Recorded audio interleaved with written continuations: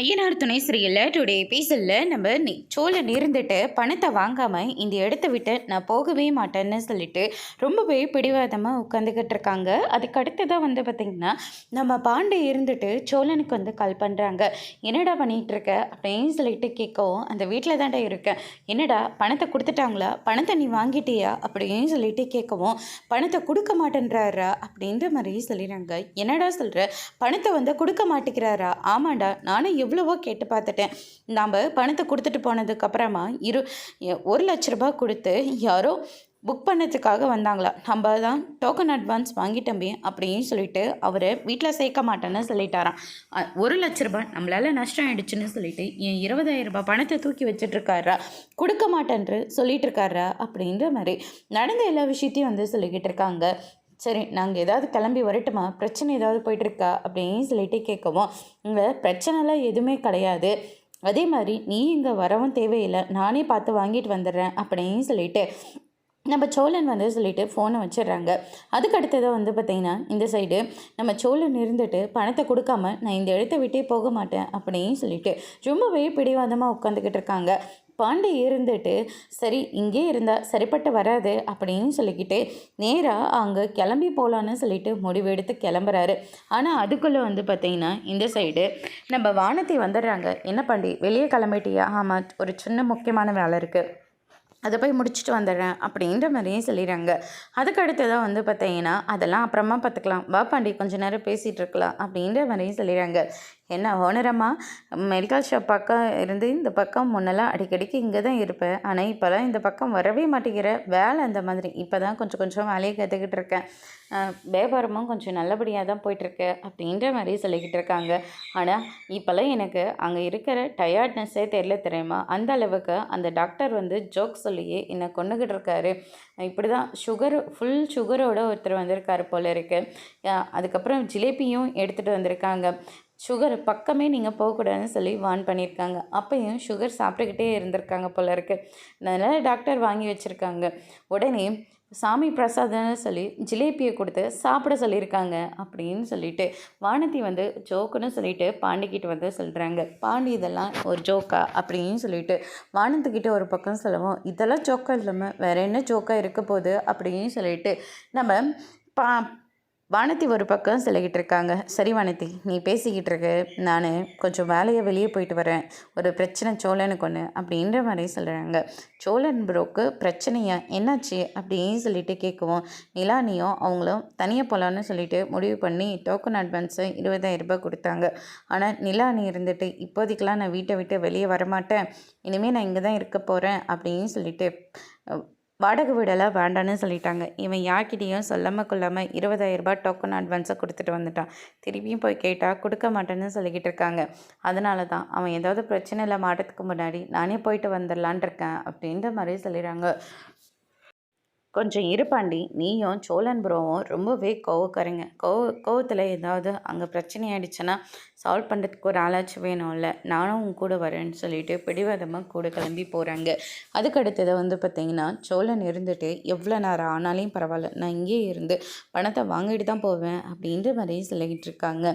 அதுக்கு அடுத்ததாக அந்த ஓனரோட ஒய்ஃப் இருந்துட்டு பணத்தை கொடுத்து தொலைங்க, அவன் இங்கேருந்து போகட்டும், மான மரியாதைலாம் போகுதுங்க அப்படின்ற மாதிரி சொல்லிக்கிட்டு இருக்காங்க. அவன் கேட்குறானேன்னு நானும் பணத்தை தூக்கி கொடுத்துட்றேன், அதுக்கப்புறம் 5 வருஷத்துக்கு இதுவே சொல்லி காட்ட மாட்டேன்னு எனக்கு சத்தியம் பண்ணேன், அது இப்படி தினம் நான் சொல்லி காட்டிக்கிட்டு தான் இருப்பேன், அப்படின்னா நீ வாயை முடிக்கிட்டே இரு, நானே இதை பார்த்துக்கிறேன் அப்படின்னு சொல்லிட்டு வெளியே கிளம்பி போகிறாங்க. அதுக்கடுத்ததாக பார்த்திங்கன்னா இங்கே பாருங்கள் தம்பி, தேவையில்லாமல் இங்கே பிரச்சனை பண்ணிக்கிட்டு இருக்கீங்க, இப்படி வீட்டுக்கு பிரச்சனை பண்ணுறீங்கன்னு சொல்லி போலீஸை கூப்பிட்டு உங்களை மாட்டி விட்டுருவேன் அப்படின்ற மாதிரி சொல்லிக்கிட்டு இருக்காங்க. சார், எனக்கு வேறு வழியே தெரியல சார், நீங்கள் எப்படி உங்கள் பொண்டாட்டியை பயந்துக்கிட்டு அந்த பணத்தை கொடுக்க மாட்டேன்னு சொல்கிறீங்களோ, அதே பொண்டாட்டிக்கு பயந்துக்கிட்டு தான் நானும் இந்த பணத்தை வாங்காமல் போகக்கூடாது முடிவு பண்ணியிருக்கேன், தயவு செஞ்சு எனக்கு அந்த பணத்தை கொடுத்துருங்க அப்படின்னு சொல்லிட்டு காலில் விழுந்து கெஞ்சிக்கிட்டு இருக்காங்க. வானதி அதை பார்த்து சிரிச்சிட்ருக்காங்க. என்ன பாண்டி, நான் கூட அடிதடின்னு சொல்லிட்டு இங்கே வந்தால் கடைசியில் உங்கள் அண்ணன் என்னடனா காலில் விழுந்துட்டுருக்காரு அசிங்கமாக அப்படின்ற மாதிரி சொல்லிக்கிட்டு இருக்காங்க. பாண்டி, என்னடா காரியம் பண்ணிகிட்ருக்க, போயும் யாருன்னே தெரியாத ரோட்டில் போகிற ஆளுக்கால் விழுந்துட்டுருக்க, டே கொஞ்ச நேரம் பேசாமல் இருறேன், நானே ஒரு மனுஷன் மாற்றி பணத்தை வாங்கிட்டு போகலான்னு வந்திருக்கேன் அப்படின்ற மாதிரி சொல்லிக்கிட்டு இருக்காங்க. அதுக்கு அடுத்ததாக பார்த்திங்கன்னா சார் பணத்தை கொடுத்துருங்க சார் அப்படின்ற மாதிரி கெஞ்சி கேட்டுக்கிட்டு இருக்காங்க. சரியா, நான் பணத்தை கொடுக்குறேன், காலை விடு அப்படின்ற மாதிரியே சொல்லிடுறாங்க. போயிட்டு 20,000 ரூபாய் பணத்தையும் எடுத்துகிட்டு வந்து சோழன் கிட்ட வந்து கொடுத்துறாங்க. சோழன் இனியும் பார்த்தோன்னா கரெக்டாக இருக்குன்னு சொல்லிட்டு அங்கேருந்து போகிறாங்க.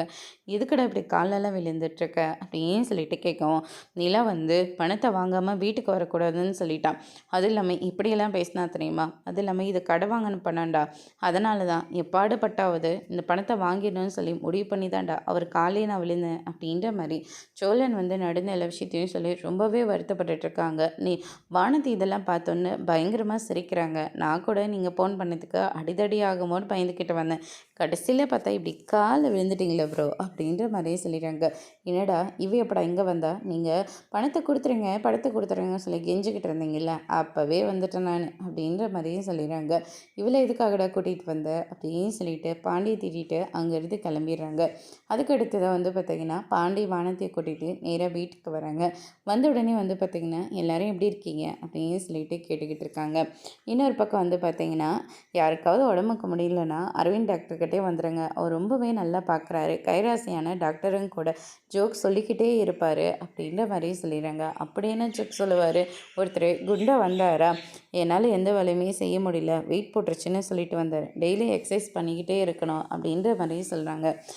விளையாடிட்டே இருப்பாராம். என்ன விளையாட்டுன்னு பார்த்தா கடைசியில் பேட்ரி காலியாகிற வரைக்கும் ஃபோனில் விளையாடிட்டு இருப்பாராம் அப்படின்ற மாதிரி சொல்லிடுறாங்க. இது நிலாவும் நம்ம வானதி எல்லாருமே பயங்கரமாக சிரிச்சிட்ருக்காங்க. சோழனுக்கு பயங்கர கடுப்பாக இருக்குது. அதுக்கடுத்ததாக வந்து பார்த்திங்கன்னா பல்லவனும் சிரிச்சிட்டே இருக்கான். பாண்டி அதை பார்த்தோன்னே என்னடா இதெல்லாம் ஒரு ஜோக்குன்னு உட்காந்து சிரிச்சிட்ருக்க அப்படின்னு சொல்லிட்டு கேட்கவும், உன்னோட ஃபீலிங்ஸ் என்னென்னு எனக்கு புரியுதுன்னு, ஆனால் இருந்தாலும் இதுவும் ஒரு நல்ல ஜோக்காக தானே இருக்குது அப்படின்ற மாதிரி சொல்லிட்டு இருக்காங்க. ஆமாம், சோழன் ப்ரோ இல்லைங்களா, எப்போவுமே அவர் என்னை ஓட்டிக்கிட்டே இருப்பார்ல, இன்றைக்கி அவரை ஓட்டினா தான் நான் இங்கே வந்தேன் அப்படின்ற மாதிரியே சொல்லிடுறாங்க.